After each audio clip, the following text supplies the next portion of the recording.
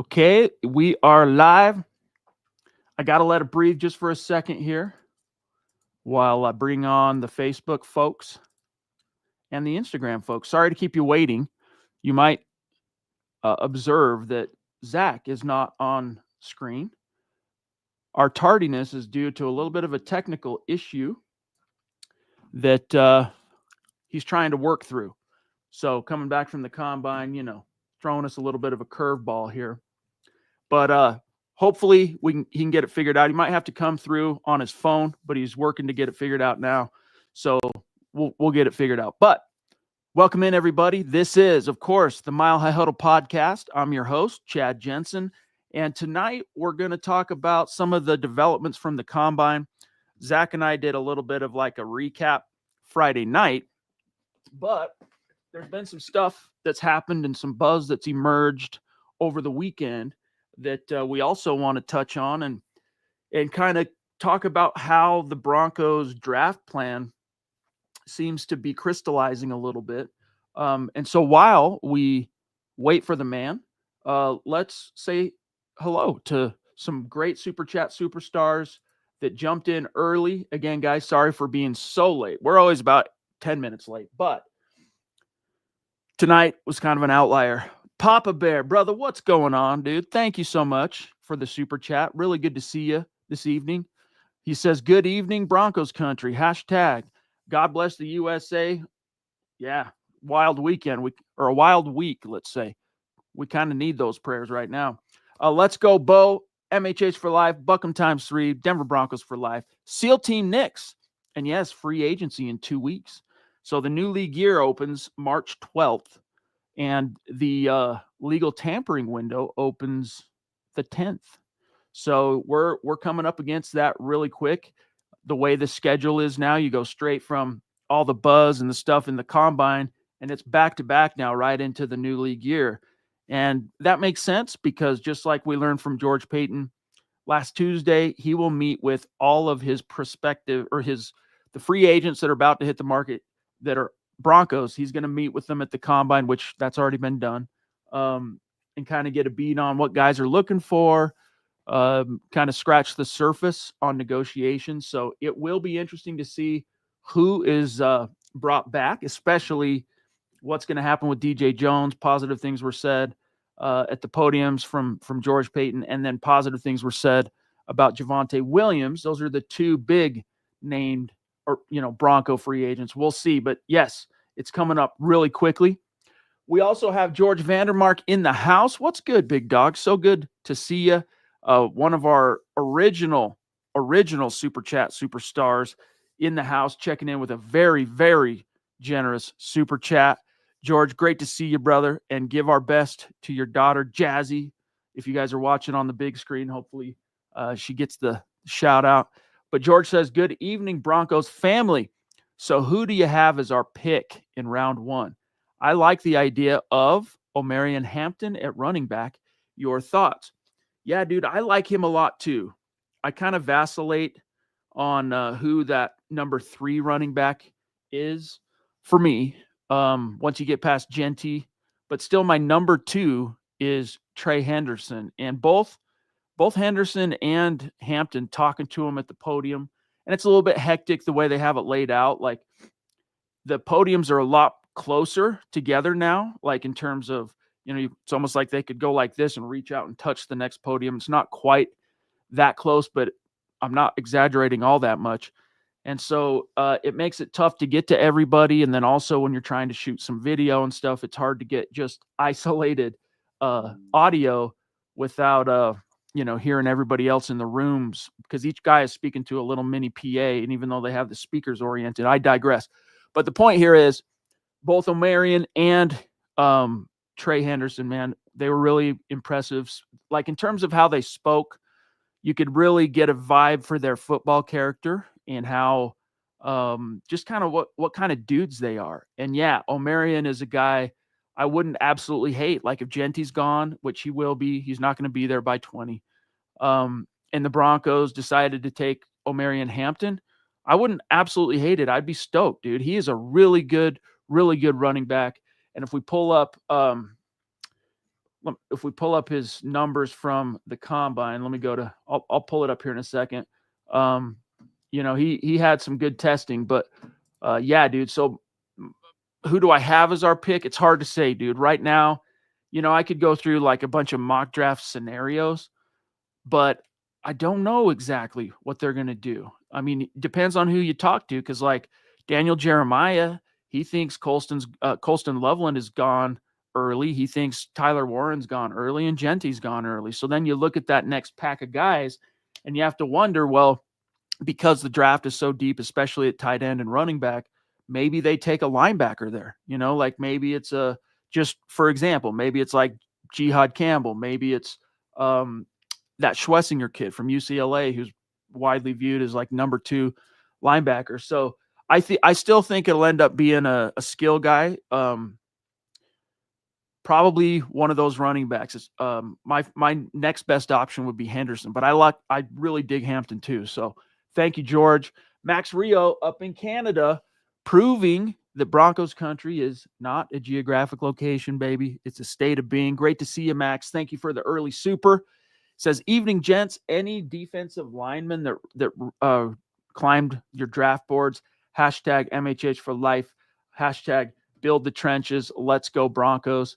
For me, I still have kind of a little bit of a draft crush on Darius Alexander. I like Kenneth Grant at Michigan still. And Zach and I, with all the balls we were juggling, so to speak, on chasing down these running back, tight end, and wide receiver stories, we didn't get as much time to talk to the defensive tackle guys. Unfortunately, we had to kind of prioritize as a 2-man team what we were going to do. And usually we tried to have one of us down in the pit, as we would call it, where the pressers take place, and then one of us up in the media room writing up the news that's coming out of the pit, so to speak. And as media, you can go across the street to the stadium, and once the actual drills start and the athletic testing, if you want, and watch some of and watch as much of it as you want. But it's not the greatest vantage, and that's really prioritized for TV, NFL Network, all that stuff. So I still am really high. My guy another guy that Scott kind of helped swing me on was Darius Alexander from Toledo, for what it's worth. Good question, Max. Thanks, buddy. Eric Flynn jumping in with some stars. Great to see you on Facebook. And also, I'm glad to see we're not having trouble connecting to Facebook this evening. That's nice. So anyway, Eric, dude, thank you, pal. And he says, I wouldn't be surprised if Denver picked a player to boost a strength on the team, D-line or O-line, and take advantage of a deep draft to address needs. Yeah, I mean, or trade back. That's another option. It's not sexy in the sense of kind of takes away from some of the fun that we have this time of year, speculating on what could happen in the first round. But trading back, depending on how the board falls and what kind of opportunities are there, could be fortuitous for this team because of that depth. Zach, give me a thumbs up if you think we're ready to give it a shot. Okay. We're bringing up the man, the myth, the legend, Zack Kelberman in the house. What is up, bro? I apologize in advance, everyone. Kind of a herky-jerky setup I have going on right now. So if I'm looking left and right trying to find the camera, please bear with me. But I am here tonight. I see Michaela jumping in, $9.99 super. Thank you so much, Michaela, as always. Chad, she's asking, what's your opinion on the wide receiver, Thornton? And by the way, sorry, guys, like some of these technical difficulties, you can't always foresee. They come up when they come up, and we have to kind of tackle them. But I'm trying to pull up his testing here. Why is it only showing me? Oh, here we go. I like it the way that they have this broken down on that NFL Combine IQ. If it'll come on, do I have to restart? What the heck's going on here? Sorry, guys. I hate to leave you hanging like that. I'll have to. Dang it. 1 second. Bear with me. Dang it. I'm having. Sorry, Michaela, let me come back to you 1 second on that. Okay. We're going to answer you in just 1 second. Just hang tight for a second here. Zach, grab this from Shiloh while I pull something up because I want to give Michaela a good answer on her super chat. Okay, let me just try to get back to again, I'm on a phone. Shiloh, $2 super. Thank you so much for chiming in tonight. He says tight end class is giving a lot of hope. Some slow 40s. Yeah, Harold Fannin was very disappointing to me, not just with how he ran, but how he blocked on the sled. I saw one clip on Twitter where he turned the sled like at 90 degrees. Wasn't the best showing for him. There were some slower 40 times like Gunnar Helm. We talked about that chat in person, that he ran such a slow time. He had a little better of a second go at it. But Terrence Ferguson, Shiloh, and Chad, everybody else, was basically the star of the show. Former Oregon tight end. Bo Nix connection, ran a 4.63, I think. Very good time for him. Another possibility, Shiloh, the Broncos could look his way. Absolutely. And really interesting, the Broncos met with him officially. They met with basically like a third of their 45 allotted combine formal meetings were with running backs, tight ends, and Ferguson is one of them. Gunnar Helm was one of them, and it was kind of a bummer to see what happened to him, where he twisted his ankle on that kind of stutter step when he was trying to run the 40. And so all of his testing ended up being low and bunk. And so teams are going to have to just basically trust the tape because Eric has a good article on this. Go check it out, guys, when you get a minute. But, Cherry Creek kid, local, Dave Logan product that made it to Texas and, grew up a Broncos fan. So would not be a surprise to see him somehow fall. But Zach, I imagine it's going to affect Helm's draft stock because with the pro days coming up as quick as they are, he might not be up to 100% to risk trying to run on it again and maybe even making it worse if he tweaks it. Like, really feel bad for Gunnar Helm. Yeah, a lot of money could be made or lost at the combine. Look at Tez Johnson, for example, different position, but at, the lightest player in the NFL. He was a speed guy in college, ran a 4.55, I think, or something like that at the combine, Chad. So it's could hurt their draft stock, and it might be where Helm now slips to the Broncos, but I don't know that they're going to wait that long for him to slip before taking a tight end. So going back to Michaela, and sorry guys, I was trying to load this cool stat thing that shows me all the different stats by position, and Dante Thornton, he ran a 4.30, Zach, at the combine. Like he was a beast. Good production, solid production, I should say, for as a senior. I mean, you're not exactly writing home about it. You are projecting a little bit, but some of the traits are there. I like that speed, and we've seen, look at the Dolphins offense. Think back to the Chiefs in their prime window when that offense was killing Tyreek Hill and all that. Speed kills, and that is one thing I'll say, Zach. Yeah, you have Troy Franklin can run. Marvin Mims is a speed demon, and he can tweak and move around and all that. But that's one of the missing components when you load up your wide receiver core, Zach, with 6'4", 215, 220 guys is, they're not quite as fast. And Thornton is a blazer, and that's at 6'5" too, by the way. So thank you, Eric. Appreciate you, buddy. So yeah, Thornton, really interesting, Zach. There's two things about speed, in my opinion. Number one, you can't teach it. And number two, you can't have enough of it. And we saw from the Broncos last season, yeah, they missed Tim Patrick in certain spots, the reliable hands, the possession guy, but they needed the game-breaking attributes too, abilities too. And except for Marvin Mims and Troy Franklin, they didn't have that. So I am welcoming more speedy guys on this team. Sam, thank you, buddy. So good to see you. Thank you for the super chat, big dog. He says, hi, Chad. Hope you and Zach had fun at the combine in Indy. Unless you're still there, of course. Any players who stand out to you? Go Broncos. Oh, yeah, dude. There was we've already touched on a few of them, but Terrence Ferguson in particular stood out to me. And look, most of what I'm about to say is based on talking to the different players. And some of it corresponds to the athletic testing and the position drills and whatnot. But Ferguson was a guy. I talked about Omarion Hampton. I loved hearing from Trey Henderson. It was really cool to hear from Ashton Jeanty as well, who really kind of flexed Zach on how running back has become kind of an exciting, coveted position again. We'll see how much that translates to, contracts and stuff like that as time marches on. But it was interesting that when the Broncos met formally with Ashton Jeanty, Sean Payton and Zach was not in the room reportedly. Well, according to him, which to me, you can go down rabbit holes trying to guess at why that is. Who knows? Maybe something came up. I don't know, but I think it might have something to do. Possibly, my guess is they don't expect him to be there at 20, Zach. I'll throw another name out for you that I was impressed testing wise, how he ran his 40. That's Malachi Starks, the defensive back. I don't know if he's going to be in range for the Broncos. He could work his way up the draft board, but they are going to need a safety, Chad. They're going to need defensive back help, and I thought he showed really well at the combine, Sam. Another name to file away for later. Okay, guys, so much more to get to tonight. And so before we get back to the chat, some awesome comments, questions, and Deanna checking in with it. Beautiful super chat.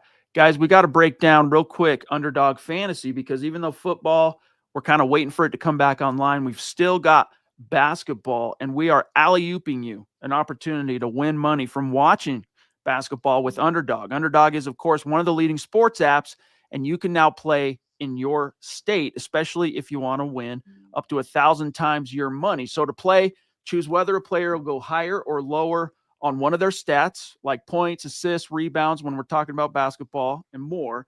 And Underdog's got all your favorite leagues too, by the way, the teams, the different stars to choose from. And you create entries on with all your different basketball picks, or you can mix and match across sports for what it's worth. So download the Underdog app today. Use our code MHuddle to unlock a special offer of up to $1,000 in bonus cash when you make your first deposit. Again, that's code MHuddle when you download the Underdog app today and get up to $1,000 in bonus cash upon first deposit. You must be 18 plus, 19 plus in Alabama and Nebraska, 19 plus in Colorado. For some games, 21 plus in Massachusetts and Arizona, and present in a state where Underdog Fantasy operates. Terms apply. Void Colorado. Concerned with your play? Call 1-800-GAMBLER or visit ncpgambling.org. Arizona, 1-800-NEXT-STEP or text NEXT STEP to 53342. New York, call the 24/7 Hope line at 1-877-8-HOPE-NY or text HOPE-NY. All right. With the technical difficulties that Zach's having, a little hard for him to do his part on that. So thank you, Underdog. But even bigger props here to the Lady D, Deanna Hendry, coming in from the top rope. We love you. Mount Rushmore Super Chat superstar, member of the family here at MHH. The Lady D, thank you so much. She says, evening, Chad, Zach, and Scott. Hit the like button, please. Yes, listen to the Lady D. She knows what she's talking about. Grant seems like a good possibility, talking about the defensive tackle from Michigan. With top three running backs gone in the first, I hope they shore up the offensive side of the ball. I love the draft. Hashtag MHH for life. I mean, the only guy, Zach, that I would feel that I expect to not be there at 20 is Ashton Jeanty as far as running backs. Now, when we've certain vernacular has been created, the big three, because that was all who was getting mocked to the Broncos for a while there, Zach, and Jeanty, Tyler Warren from Penn State, and then the tight end from Michigan, Colston Loveland. Those guys are probably gone. And so what do you do, Zach, at pick 20 if you're the Broncos now that, you've had a week to spend time around these guys, pick up a vibe for what the Broncos seem to be thinking and prioritizing their time, really scouting the running backs and the tight ends in particular? Or could that be like smokescreen stuff, which I don't really buy when it comes to the combine meetings? Well, yeah, there's other positions of need as well. A safety, defensive line, inside linebacker. You're asking me what I would do at 20 if those three were off the board. I probably look to trade down a few spots, and if I can, I'm taking Trey Henderson. It might be a hot take, Chad, but by late April, I think he's going to be in the first-round conversation. Arguably, he's there now, and he'll be on the board at 20, but he might not be on the board much longer than that. Running back is still, for my money, maybe with tight end, the biggest need on the team this offseason, so you have to walk away feeling good about addressing that. And that's where I would go. I'm with Deanna. Address the offensive side of the ball first and foremost. Indeed. But, hey, if you don't, like Zach's saying, maybe you've got higher value depending on who's gone. If Jeanty, Warren, those guys are gone, maybe you've got a higher value there on a defensive tackle because you know how deep the class is elsewhere. So it wouldn't surprise me if they go D tackle. Wouldn't surprise me totally if the right linebacker's there, Zach, if they actually went linebacker. It's been a long time, obviously, since the Broncos drafted a true inside linebacker in the first round. I think it's still DJ Williams back in 2004 as the last first round guy, with Nate Irving in 2011 and Drew Sanders being the next highest drafted inside linebackers of the 21st century, basically. But Jihad Campbell is kind of right there, possibly. Carson Schwessinger of UCLA. And there are also some interesting linebackers as you go farther in the draft. Wouldn't surprise me. Safety. Malachi Starks, though, Zach, I predict is not going to be there at 20. Even though it'd be rad, I bet he's gone. Again, I saw him testing, Chad, from his tape. He's a really tremendous football player. I'd love for him to play for the Broncos, but not at the expense of getting an elite tight end, an elite running back, something elite to help out your franchise quarterback in Bo Nix. So I'm right there with you, Deanna. We'll see how it plays out, but I want to say again, thank you so much once again for your generosity as always. Phil McLaughlin, a.k.a. Tucson Phil, as he goes by on X. Great to see you, big dog. Thank you for the stars. And again, I'm glad Facebook's connecting as it should. It says, good evening, Chad, Zach, and Deacon Scott. What did you guys think about Harold Fanning Jr., the Bowling Green tight end, and Jadon Blue, the running back? I just blanked on the school. Anyway, Jadon Blue, man, he is fast, dude. He's fast. When he was at the podium, unfortunately, that's one of the things I kind of don't like about the combine format is you kind of have to prioritize who you're going to talk to, because they roll them out at basically 8-10 guys at a time. Yeah. And so he was not a guy that we were able to talk to, but Fanning, he's interesting. I think, his on-field testing in particular wasn't all that, mainly his position drills wasn't all that impressive. Like I expected more, but Blue absolutely lit it up in his 40 time, Zach. I just want the Broncos to draft him so I could scream, "You're my boy, Blue," whenever he scores a touchdown. But yeah, if he probably fits the definition of the Joker the best because he's speedy, he can catch. He's a do-it-all running back that's not getting the hype like a Genty, like a Trey Henderson, like an Omarion Hampton. So good name to file away, Phil. Good call there with Blue. If they don't go running back in the first, they can look to him in maybe the later rounds. The big thing with Blue, all right, is the fumbling issues. He has a very high fumbling rate. And so NFL teams, that's going to scare a lot of guys away, or a lot of teams away. It will affect his overall draft stock. But he earned a lot of that back by how he performed at the combine. So, yeah, good stuff. D-Dub, brother, another bona fide member of the family, a Super Chat superstar. Dale, so good to see you, brother. Thank you for the very generous Super Chat, bro. He says, appreciate your guys keeping boots on the ground. What's one big takeaway you each had when it comes to the Broncos concerning what you saw? Also, with the depth in the draft at our position needs, can you see us going outside of a tight end or a running back at 20? And if so, basically who?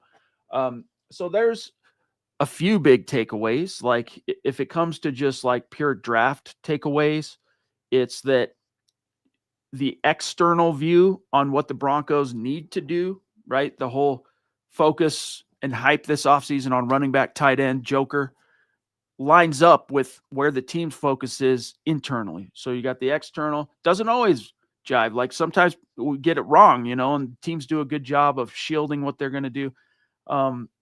But the Broncos, Zach, very clearly, with basically a third of their formal meetings consumed on tight ends and running backs, they're telling you that they're bringing some guys in. Now, does that guarantee that one of those, that 20th overall pick is going to be a tight end or running back? No.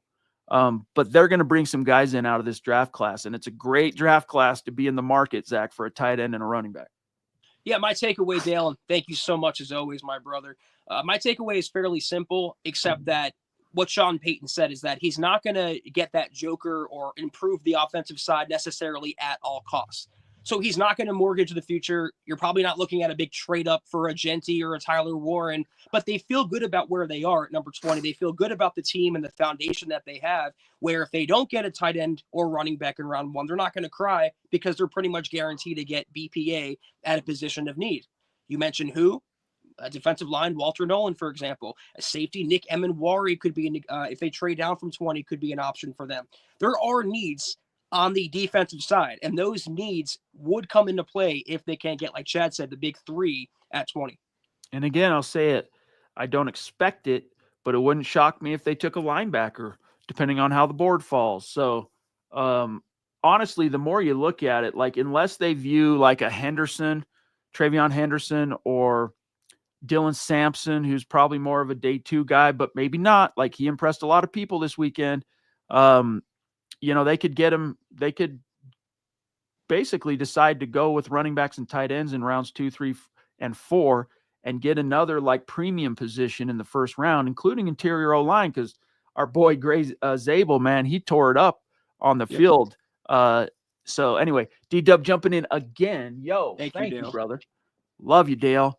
Really appreciate you guys, man, throwing down and supporting us. Like, long week. I'm still a little bit fried from the travel and the long nights and the time difference coming from mountain time. But thank you for the support, guys. You guys really are our family, and we appreciate you so much. D-Dub says the range, size, hands, and ball hawking ability of Nick Emmanwori would be amazing in our secondary. Not to mention, he's a dog.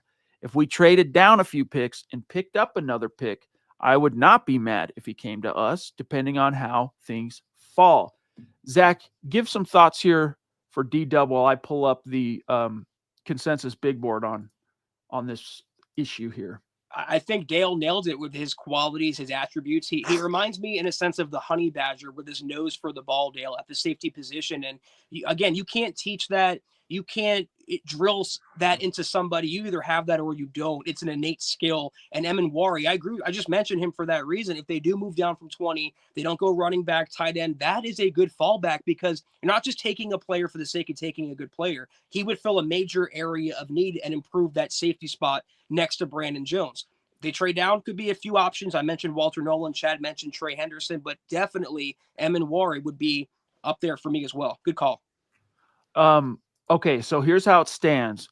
This is kind of more based on going into the combine, all right? Not so much yet coming out of the combine. After this week, it'll kind of reset a little bit, but the NFL mock draft database has Emmanwori as the number 2 ranked safety on the big board with his overall most commonly mocked is around 32. So tail end, literally last pick of the first round. That's going into the combine. Then with how he tested and whatnot, I wouldn't be surprised if he bumps up and moves in. So it's possible, Zach, he could be there.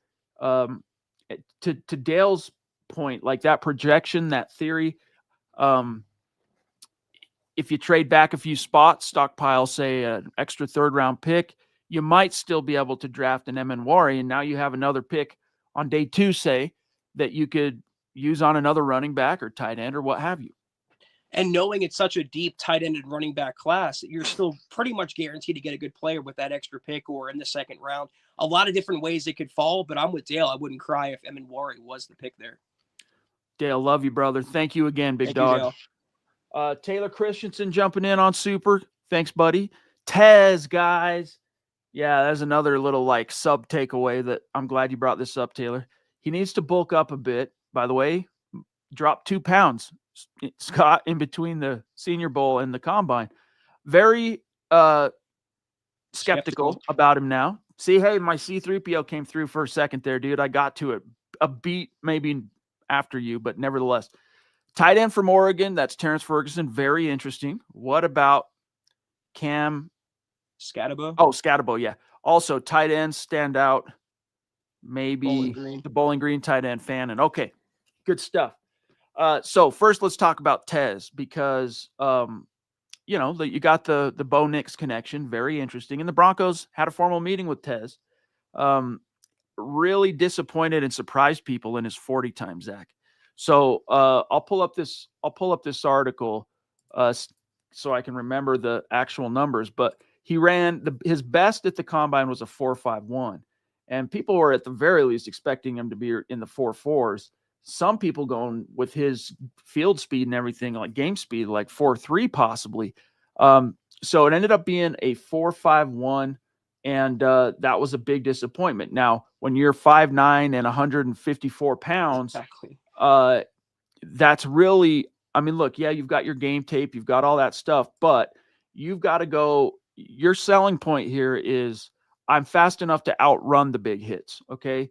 And that 4.51 seconds, Zach, in the 40 did not convey that. However, here's what's interesting is when running a go route, he was clocked at, let me find this. He was clocked at 22.17 miles per hour, which was the fastest of any wideout at the NFL Combine, according to Next Gen Stats. Okay, so when he's running in a 40, he ends up not being middle of the pack, basically, lower end of the pack, that is. And yet, when he's running full speed, he's thinking about a route, even a simple route like a go, and he's tracking the ball. He ends up being the fastest guy on the field. How do you make sense of that?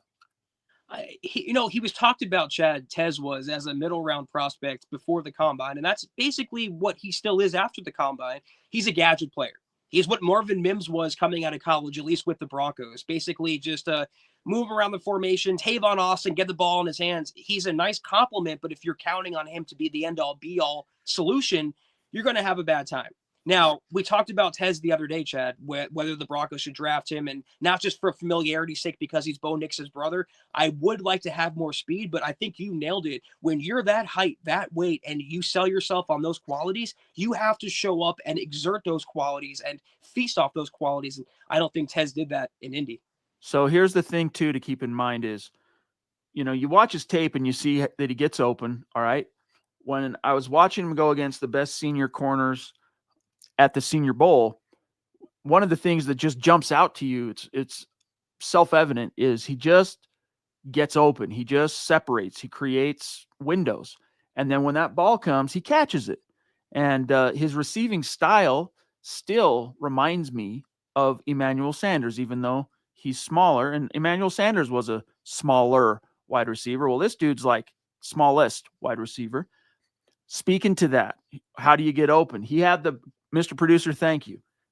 Tez Johnson had the fastest 3-cone drill at the combine, Zach, of 6.65 seconds, which speaks to quickness and the ability to separate and create space. So even though his 40 time, Zach, was disappointing, other aspects, other metrics coming out, like the 3-cone, how he tested there, his speed tracking a ball on a go route, being the fastest of any wide receiver at the combine. There was pros and cons to his week, but overall, I don't think it was enough to tank his draft stock. I think he's still a guy that's like a 5th, 6th round pick, and probably still very much in play for the Broncos, especially if he's there in the 6th, because they have 3 picks in the 6th. I think I'm still just largely indifferent, Chad. They have Marvin Mims. They have Troy Franklin. They're going to add a tight end running back, which are more important. I still feel the same about Tez. If he's there in the middle rounds and the Broncos want to take a flyer on him, absolutely go for it. If they don't end up getting him and Bo Nix doesn't get his brother to throw to, I'm not going to cry about it either. But yeah, all of Bo Nix's boys, the Broncos basically met with them. Jordan James, the running back, Terrence Ferguson, Tez. George jumping in again, bro. Thank you, George. Wow, man. Thank you so much, George. Really appreciate you, bro. We mean that. He says, I already mentioned Omarion Hampton. That would address the running back position. As for tight end, are we going to draft one or pick one up in free agency? It's a good question. If they go free agency, there's a couple options that I like as Band-Aids that would upgrade what they have, but not necessarily give you that killer joker for the long haul to grow and develop with Bo. I like Zach Ertz as like a 1-year Band-Aid to just be that savvy guy that gets open and is a security blanket for Bo, Zach. And then Juwan Johnson, his ties to the Saints, all that stuff I could see happening. But I think they end up doing both. I think they spend a little bit of money on a tight end and they pick one up in the draft, if not a couple. Mason Taylor, by the way, I can't believe I haven't mentioned him up to this point. Jason Taylor, the Hall of Fame edge rusher's son. What a stud, man. That kid also made himself some money at the combine. Great podium presence, good answers. And then, man, he tested really, really well. So a lot of good options for the Broncos. Again, good year to be in the running back and tight end market. Yeah, you mentioned the two names that would come to mind for me. It's not a very sexy tight end free agent class, so I would bypass it if I could, but I think Chad said they're going to double dip. I agree there. Mike Gesicki is another name to keep in mind from Cincinnati, though he might get somewhat of a bag that the Broncos can't match. Ultimately, though, Gio, George, thank you once again for your support as always. They're going to address this position in the draft, and I wouldn't be surprised, Chad and George, if these mocks actually came true and the number 20 overall pick was Colston Loveland, tight end, Michigan. Yeah, and unfortunately, he wasn't able to test because of the, we saw his right shoulder, right? I'm thinking back to the podium. Was his right or his left? Now I'm tripping. Either way, I think it was his right. But his representatives are saying that he's been told he'll be good to run routes by OTAs and whatnot, and then be able to, participate in contact by the summer. So if teams buy that, then he'll still be that, top 15 pick probably, but I'm not certain that the injury won't affect his draft stock for what it's worth. Like I think that might cause just enough hesitation for teams to go elsewhere to see him maybe fall a little bit, which plays into the hands potentially of the Broncos. Still, if I had to bet money on it, and I'm not a bettor, but if I did, I would guess he's gone by 20. Ralph, bro, thank you. Good to see you on Facebook tonight, big dog. He says, thank you for watching the combine so I don't have to. You're welcome. No You're problem. welcome. We're doing the dirty work, so to speak. But just like I've told you guys before, never feels like work, no matter what. Typing an article, traveling for something like the combine, editing a podcast, doing a podcast. It's all fun. It's passion. It's like, very lucky. So, and that's thanks to you guys. Yeah. George Fox, great to see you, bro. Thanks, guys, for keeping us informed on the players at the combine. You've been killing it. Broncos for life, MHH for life. Hit the thumbs up. Thank you, George. Really appreciate you, big dog. We've also got Doug Raquel jumping in with some stars on Facebook. This is great, man. We have so many of the gang in the house tonight. Really cool to see. Thank you, Doug. Appreciate you, big dog. Shiloh, Chad, is Briningstool Love Fest still a full go? Yes, it is, dude. Yes, it is. He's one of my draft crushes, so to speak. Not like lose my mind over it, like, reach for him. But yeah, dude, he was fun to talk to at the combine. Met with the Broncos for what it's worth. And go watch him at Clemson, man. He's a joker. And it's like George Payton talked about at the podium. When it comes to developing an NFL tight end, it's much easier. First of all, you prioritize the pass catchers and those guys who have the traits to be productive in that already established, or at least the upside, because it's much easier to teach a receiving tight end who sucks at blocking how to block than it is to take like a Virgil Green blocker guy and try and make him into a complete tight end by suddenly becoming a dynamic pass catcher. So the Broncos will figure that out with Briningstool if he were to be drafted. But yeah, dude, he's still a go, big dog. What do you think, Zach? Shiloh, I sat next to Chad every single day in that combine workroom, and every single day he come up to me and go, I really love this Briningstool kid. I'm a big fan of his. So yes, the Love Fest is still on. And like you said, Chad, a good option, a good fallback plan. If you can't get a Warren, you can't get a Colston Loveland, you want to wait a little bit, he can bring a lot to the table, and he would be an upgrade over Adam Troutman. That's pretty much all we could hope for at this point. Dude, the floor, I mean, you can't, if you're the Broncos tight end room, no disrespect to those guys. They're grown men. They work their tail off, but there's nowhere to go but up for the Broncos tight end room. That's why when I say you could bring in a Zach Ertz and immediately upgrade the room, I mean, how old is he? 69 by now? I mean, he's old and he's still easy, obvious, evident upgrade over anything the Broncos have. I mean, they basically, Zach, pinned all their hopes on Greg Dulcich staying healthy. And then when you got to the season and he stayed healthy, 2 games in, he did something. And I think, Zach, it was to end in the doghouse to where he becomes that healthy scratch till they cut him. But I think it was just his blocking was so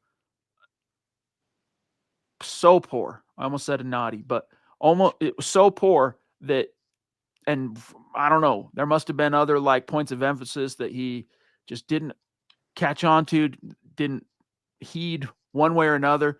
And once they moved on from him, Zach, they were left with the Troutman, the Kroll, the Adkins, and occasionally they'd make a play for you, but not. You need that joker. Gene, guys, y'all are on the same page as me. Love it, and I hope he's a Bronco ASAP.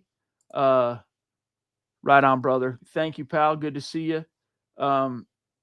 Eric Flynn, who do you guys see as a late round, 6th or 7th round undrafted guy who could be a sleeper, Zach? That's a good question, Eric. It's so tough because there's so much of the pre-draft process left to play out as to who can go undrafted, the late guys. Come back to me with that. I have to think about that for a second. Well, I mean, Tez is one of those guys, not necessarily a sleeper. I don't know if he'll last that long, though. Very, very likely he won't, but not necessarily a sleeper to Broncos country. But a little bit of a sleeper relative to like the greater NFL.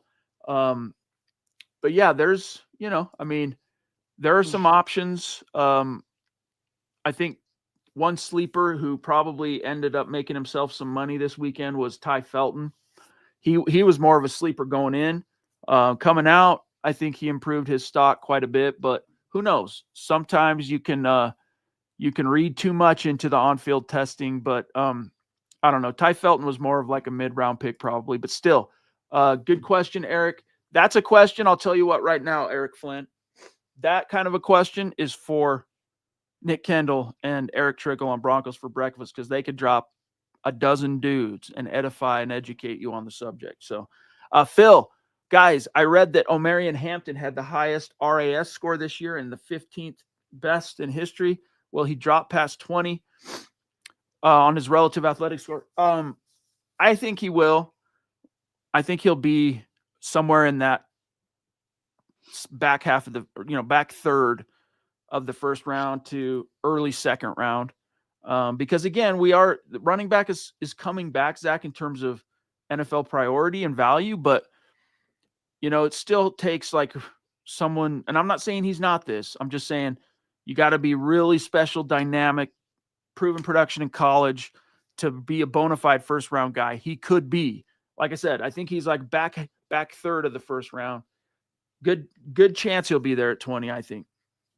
When it's all said and done, he'll probably be there at 20, but he won't be on the board much longer than that, whether the Broncos take him or not. I feel like some of the teams in before the Broncos in the first round, the Bears, the Cowboys, whoever doesn't end up getting a running back, they could try to move up for Hampton or target him if he does fall to round 2. So he won't be on the board, in my opinion, much longer, though I'm still a bigger fan of Genty and Trey Henderson at the position, personally, anyway. You know who really grew on me from the combine was Dylan Sampson, the Tennessee running back. 1,500 yards last year, 22 touchdowns, and really impressive. Had himself a good week at the combine. Zach, and it makes me think back to one of Woody Page of the Denver Gazettes, one of his early in the offseason columns. Everyone's like gushing about Genty, right? Everybody's gushing about Tyler Warren and all that stuff. I'm talking to like first few weeks, 2-3 weeks of the offseason. So we're still in January. And he had a column where he's like, bold prediction, the Broncos will end up drafting Dylan Sampson as their joker. And I came out of the combine like with that still in my head. I'm going, man, he's always so right on weird predictions like that. And like his reporting wouldn't surprise me because that kid's impressive. That's what's so good about it, Chad. If you end up with an Omarion Hampton, a Dylan Sampson, a Trey Henderson, an Ashton Genty, you're guaranteed to get a good player. You're guaranteed to get a stud running back who could be your star for the next, 3, 5, 6 years, whatever. So you mentioned it before. I've mentioned it. Everyone's mentioned it. If there's a year to need a running back, this is the year. Fortuitous for Denver. Yeah, he, for what it's worth, Omarion Hampton on his RAS score was a 9.61 out of 10. So yeah, he made himself some money at the combine. That is for sure. Really interesting player, and could absolutely be that joker that Sean Payton's looking for. He'd probably have to, work on his receiving a little bit because in college, most of them, it's the running thing and you kind of project a little bit more on their receiving skills, but he's really interesting. Yeah, and if kind of like how I feel about quarterback last year, there were so many to choose from. We all had our favorites. They're like flavors of ice cream, right? This year, same with running backs. We all have our choice, our preferences, but whoever Sean Payton deems the guy, I'll ride with that guy. Leroy saying, I'd rather have Trey Henderson over any running back. Broncos can even get another running back in the later rounds. Definitely. He's my number 2 running back.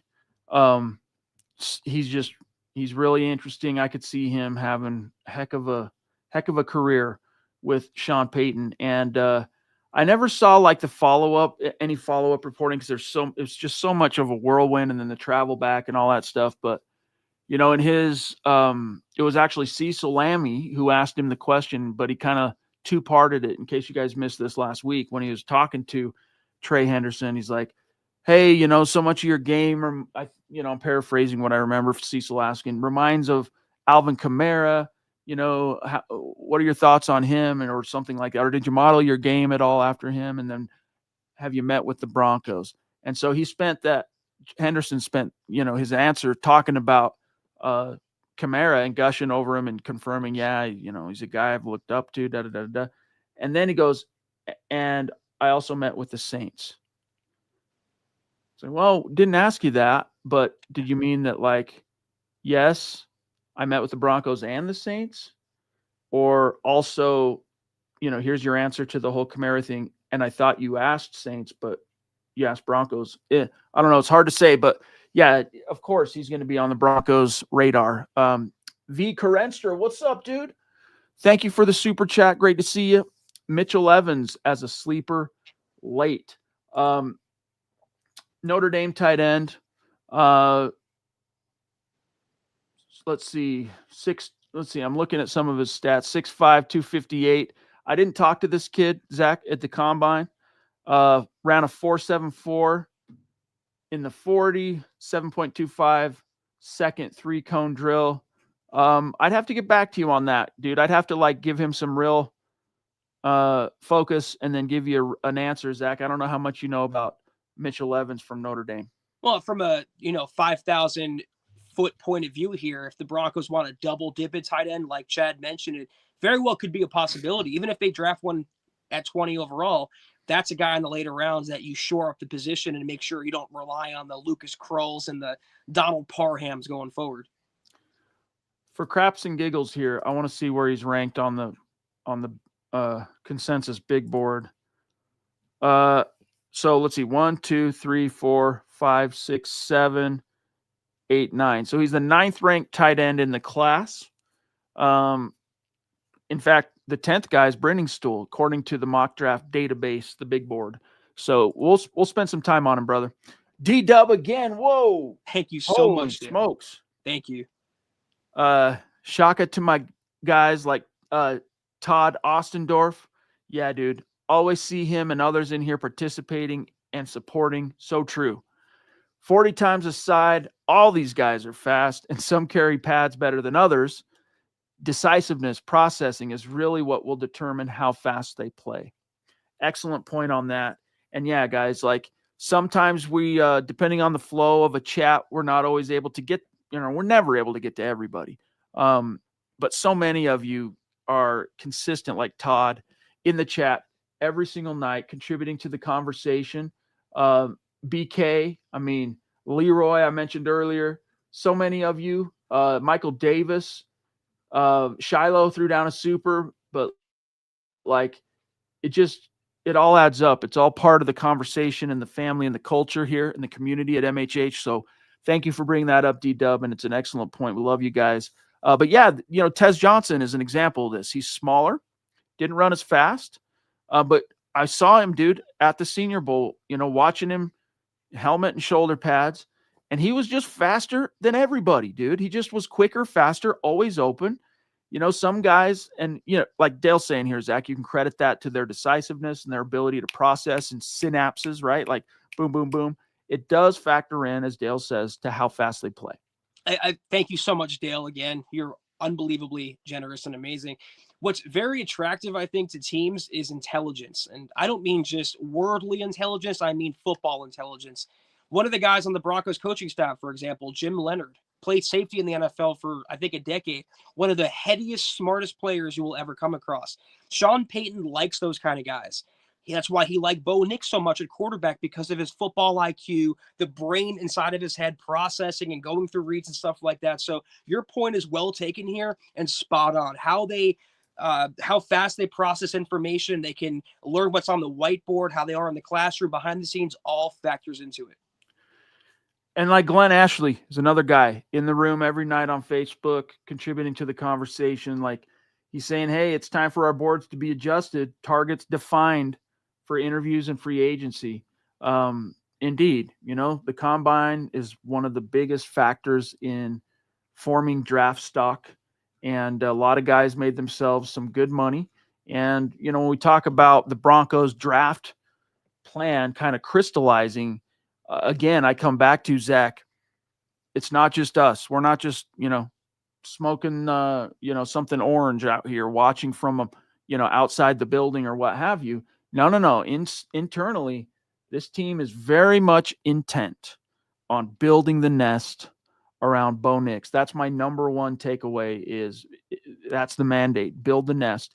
And, you can't overlook the other areas of the roster. You got to make sure your D-line stays strong. You got to figure out an answer at linebacker. You got to figure out an answer at safety, Zach. You got to continually bring in and churn the bottom of the roster on the offensive line and keep guys flowing in.